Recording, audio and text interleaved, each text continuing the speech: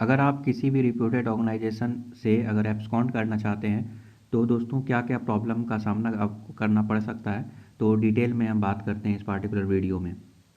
First thing कि absconding is not a common and it's not ethical.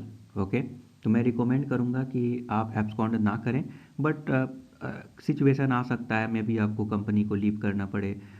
हो सकता है कि आपको कहीं बेटर ऑफर मिल गया जो कि नोटिस पीरियड की वजह से एब्सकॉन्ड करना चाहते हैं, या फिर किसी बॉन्ड पे साइन कर दिए हुए हैं जिसकी वजह से कोई ऑप्शन नहीं है और आपको उतना पैसा पे नहीं कर सकते अभी फ़िलहाल, इसीलिए आप एब्सकॉन्ड कर रहे हैं जो बॉन्ड का पैसा होता है।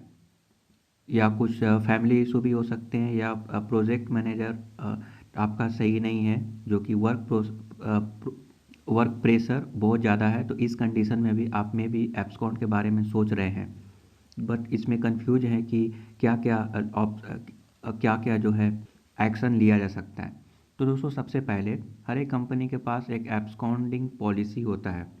कोई भी बंदा अगर एब्सकॉन्ड करता है तो क्या क्या कंपनी एक्शन ले सकता है, कब रीच आउट करेगा, आप उसके डिटेल को पढ़ सकते हैं।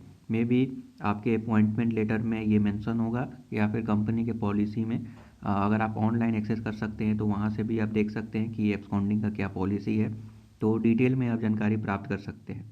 फिर भी मैं दोस्तों आपको बता दूं कि अगर आप एब्सकॉन्ड करते हैं तो किसी भी रीजन से में भी करें, तो क्या सबसे पहले कि क्योंकि आपने फुल एंड फाइनल सेटलमेंट नहीं करवाया, तो जितने दिनों का पैसा रह गया है, जैसे आपने 10 दिन काम किया, 11 तारीख को आपने एब्सकॉन्ड कर दिया, तो इस 10 दिनों का जो सैलरी है वो नहीं मिलेगा।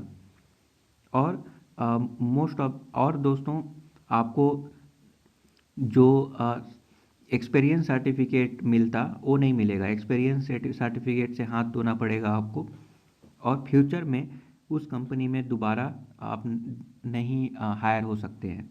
ये एक प्रॉब्लम होगा, फ्यूचर में कभी कंपनी हायर नहीं करेगा। बट कभी कभी आपने ऐसा भी सुना होगा कि कंपनी वाले में भी एचआर के पर्सन आपको ये बोल सकते हैं कि नहीं, नासकॉम में ब्लॉक कर देंगे। कंपनी में ब्लैक लिस्ट तो चलेगा, ठीक है, बट नासकॉम में ब्लॉक करने के लिए भी करने के बारे में बात करते हैं। तो दोस्तों अगर आपने कुछ मेजर बहुत ज़्यादा कंपनी का कुछ नुकसान नहीं किया हुआ है, ओके, अब छोटे मोटे चीज़ जैसे कि आपको बेटर ऑफर मिल गया, या फिर अचानक से मूड नहीं हुआ, आपने छोड़ दिया, एक्स वाई जेड कई सारे रीज़न हो सकते हैं। तो इन सारे छोटे मोटे रीज़न में नासकॉम में एब्सकॉन्डिंग, नासकॉम में ब्लैकलिस्ट आप भूल जाइए, वो सब नहीं होने वाला। जनरली नहीं होता है, बहुत ही रेयर, या फिर ना के बराबर ये होता है, बट चांसेस है, हो सकता है। कंपनी अपना ज़्यादा एफर्ट नहीं लगाता है यहाँ पे, कई सारे कंडीशन में तो लीगल एक्शन भी नहीं लिया जाता है, but still max to max जो मुझे लगता है वो हो सकता है, वो ये कि आपको एक्सपीरियंस सर्टिफिकेट नहीं मिलेगा, आपको सैलरी नहीं मिलेगा, देन लीगल एक्शन लिया जा सकता है। लीगल एक्शन लिया जाएगा तो आपको कुछ पैसे नोटिस पीरियड का में भी पैसा देकर सेटलमेंट करवाना पड़ेगा, या फिर अगर आपने मान लीजिए कि ज्वाइनिंग बोनस लिया हुआ है और उससे पहले जो भी पीरियड होता है 1 साल से पहले लीव करते हैं, तो पैसा आपको देना पड़ेगा। ओके, तो ये हो सकता है, बट कोई भी जो लॉ है इंडिया में वो बॉन्ड नहीं करता है बंधुआ मजदूरी के लिए। ऐसा नहीं है कि आप कंपनी में आपको काम करना ही करना है, आप छोड़ना चाहते हैं तब भी छोड़ नहीं सकते, ऐसा कुछ भी नहीं है। आप उसका सेटलमेंट करा सकते हैं, बट अगेन ये सारे प्रॉब्लम तो होते हैं। अगला प्रॉब्लम ये होगा कि आपके जो टीम मेंबर है उनके साथ थोड़ा इम्प्रेशन ख़राब हो जाएगा, और अगर आप किसी बड़े पोस्ट पे हैं तो ये जो है वायरल भी हो सकता है, ये न्यूज़ सोशल मीडिया पे वायरल हो जाएगा, तो फिर आपको प्रॉब्लम होगा।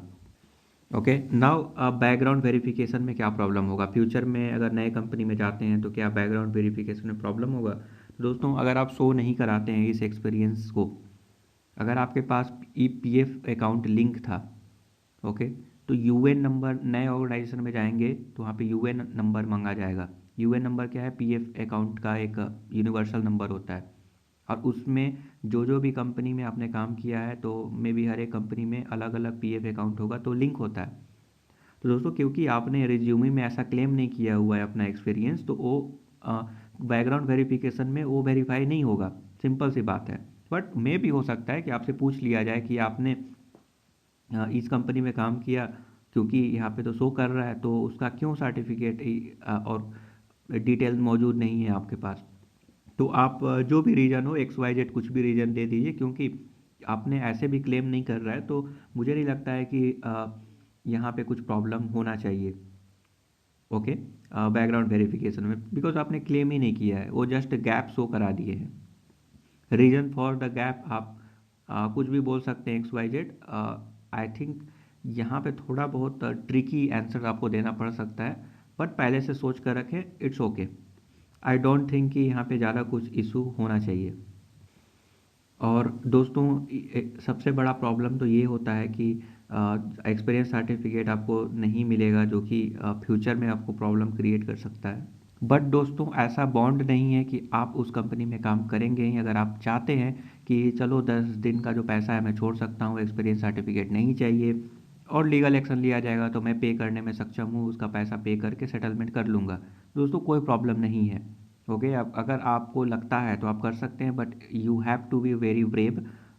यहाँ पे लॉट्स ऑफ हेजिटेशन होगा, ब्रेवरी आपको दिखाना पड़ेगा। It's not a easy task, क्योंकि किसी ने किया नहीं है, तो कोई भी इसके बारे में प्रॉपर जानकारी और सलाह नहीं देगा, जाहिर सी बात है।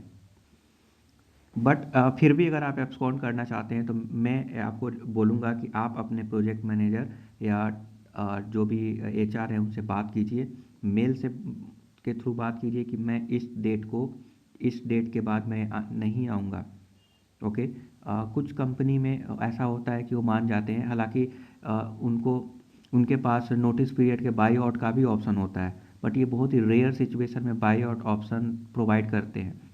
तो मे भी अगर आप बोलेंगे, अगर आपका रिप्यूटेशन थोड़ा अच्छा हुआ तो मे भी मान सकते हैं, नहीं भी मानेंगे तो ऐसे भी आप मूड बना लिए हैं, आप बोल सकते हैं कि मैं तो नहीं मानूंगा, मुझे तो छोड़ना ही पड़ेगा, but it will be good कि अगर आप यहाँ पर बाई आउट ऑप्शन प्रदान कर दें ताकि मैं प्रॉपर रिलीज ले सकूँ।